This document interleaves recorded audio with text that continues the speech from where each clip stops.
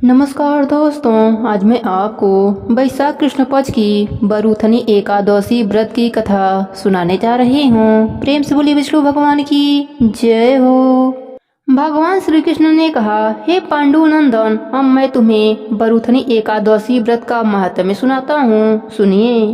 वैशाख के कृष्ण पक्ष की एकादशी का नाम बरूथनी एकादशी है। इसी बरूथनी एकादशी व्रत करके महाराज मांधाता ने मोक्ष की प्राप्ति की थी और अनेकों धुधुमार इत्यादि राजाओं ने इस एकादशी के व्रत को करके मुक्ति को प्राप्त किया है। अनेक प्रकार की तपस्याएं हजारों लाखों वर्ष करने पर भी वह फल प्राप्त नहीं होता जो इस वैशाख कृष्ण पक्ष की एकादशी व्रत से प्राप्त होता है। अतएव इस एकादशी का व्रत हर प्राणी को करना चाहिए। श्री ग्रहण में कुरुक्षेत्र में विधिवत स्नान पूजन कर 100 बार स्वर्ण दान करने का जो फल होता है वह फल केवल वैशाख कृष्ण पक्ष की बरूथनी एकादशी का व्रत करने से होता है।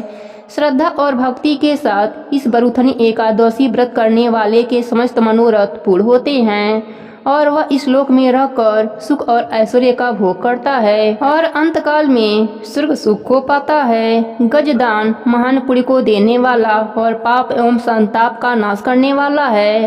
अश्वदान भी पुण्यप्रद है मगर गजदान के समान नहीं, पर भूमि दान का पुण्य अत्यंत ही महान है। उसकी तुलना में अश्वदान और गजदान एकदम तुच्छ है। भूमि दान से भी अधिक पुण्य फल तिल दान में है और तिल दान से अधिक स्वर्ण दान में है और स्वर्ण दान से भी अधिक पुण्य अन्न दान में है। अन्न दान महान और अच्छे फलों को देने वाला है। इसके समान पुण्य संचय करने वाला अन्य कोई दान नहीं। तथापि भूमि ही माता स्वरूप है। यही सब पदार्थों को उत्पन्न कर जगत का पालन करती हैं और यही देवता, दैत्य, यक्ष, गंधर्व एवं मनुष्यों को पालने वाली है। तथापि इससे भी अधिक और महान पुण्य अन्य दान में है, क्योंकि इससे भूखी आत्मा संतुष्ट हो आशीर्वाद देती है। यह दान यद्यपि पृथ्वी पर सर्वोपरि है, तथापि कन्यादान इससे भी अधिक पुण्यप्रद और मनोरथों को पूर्ण करने वाला है। मगर अन्य दान और कन्यादान से भी श्रेष्ठ विद्यादान है। यह दान धर्म, अर्थ, काम और मोक्ष को देने वाला है। वैशाख मास के कृष्ण पक्ष की बरूथनी नाम की एकादशी का व्रत करने वालों को यह सभी पुण्य फल अनायास ही प्राप्त हो जाते हैं। शास्त्रों ने बताया है कि जो दुष्ट मंदबुद्धि मनुष्य कन्या बेचकर धन प्राप्त करते हैं वह महान पापी होते हैं। वह अनेक जन्म जन्मांतरों तक नरक में वास कर अंत में बिडाल योनि में जन्म पाते हैं। इसके विपरीत जो कोई कन्या को वस्त्र एवं अलंकारों से संयुक्त कर श्रद्धा पूर्वक दान देते हैं उनके पुण्य फल का वर्णन शेष, शारदा और भगवान शंकर भी नहीं कर सकते हैं। व्रत करने वालों को दशमी के दिन सायंकाल के समय एकादशी व्रत करने का संकल्प करना चाहिए। संकल्प करने के पश्चात कांसे के पात्र में भोजन नहीं करना चाहिए। मांस, मसूर, कोदो, सांबा, साग, मंदिरा, दूसरे का जूठा अथवा बारंबार भोजन नहीं करना चाहिए। साथ ही साथ मन को एकाग्र कर शांति पूर्वक रहना चाहिए। एकादशी के दिन प्रातः काल नित्य कर्मों से निवृत्त हो स्नान कर भगवान का पूजन एवं भजन करना चाहिए। किसी प्रकार के बुरे भावों को मन में न आने देना चाहिए, जैसे जुआ, चोरी, झूठ बोलना तथा मैथुन इत्यादि न करना चाहिए।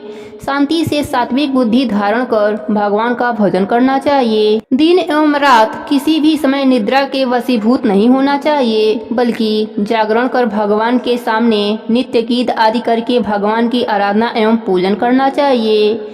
इस प्रकार बरूथनी एकादशी का व्रत करने वालों के सभी पाप नष्ट हो जाते हैं। बरूथनी एकादशी की पौराणिक कथा के अनुसार प्राचीन काल में नर्मदा तट पर मांधाता नामक राजा राज्य करता था। वह अत्यंत ही दानशील और तपस्वी राजा था।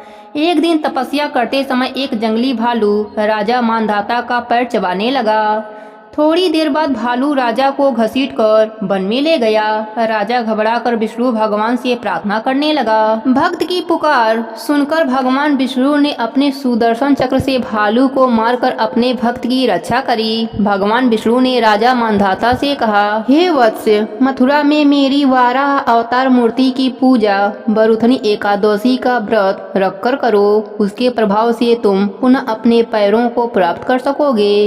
यह तुम्हारा पूर्व जन्म का अपराध था। राजा ने इस व्रत को अपार श्रद्धा से किया तथा पैरों को पुनः प्राप्त कर लिया। इस कथा को पढ़ने एवं सुनने वालों को हजारों गोदान का फल होता है और अंत में विष्णु लोक की प्राप्ति होती है। प्रेम से बोलिए विष्णु भगवान की जय हो। अब सुनते हैं विष्णु भगवान की वराह अवतार की कथा। एक बार पृथ्वी जल में डूबी थी और प्रलय का समय था। दूसरा युग आरंभ करने के लिए पृथ्वी को जल से बाहर आना आवश्यक था। ब्रह्मा जी ने देखा कि लोगों के रहने को धरती ही नहीं है। वह इस विषय में गंभीरता से सोच ही रहे थे और विष्णु भगवान का स्मरण कर रहे थे कि अचानक उनके नाक के छेदों में से अजीब सा जंतु निकला। वह अंगूठे के बराबर एक सफेद वराह का बच्चा था। ब्रह्मा जी तुरंत समझ गए कि यह विष्णु भगवान का नया अवतार वराह है। वराह शीघ्र ही बड़ा होता गया और एक हाथी के बराबर हो गया। शीघ्र ही यह वराह समुद्र में कूद गया और अपने थुथुन से पृथ्वी को ऊपर उठा लाया और तैरने लगा। दूसरी ओर हिरण्याकश परेशान था कि देवता लोग उससे क्यों नहीं लड़ रहे हैं। वह समुद्र देवता वरुण के पास गया और उससे लड़ने को कहा, परंतु वरुण ने कहा, मैं शक्तिहीन हूँ, तुम भगवान विष्णु से क्यों नहीं लड़ते।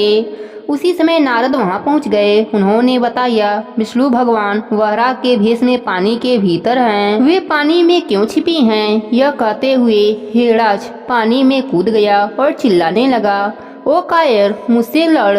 हालांकि वराह भगवान चुप रहे। वे तैरते तैरते पृथ्वी को ठीक स्थान में रखना चाह रहे थे। एक बार अपना काम पूरा करके वे हिरण्याक्ष की ओर लड़ने को मुड़े।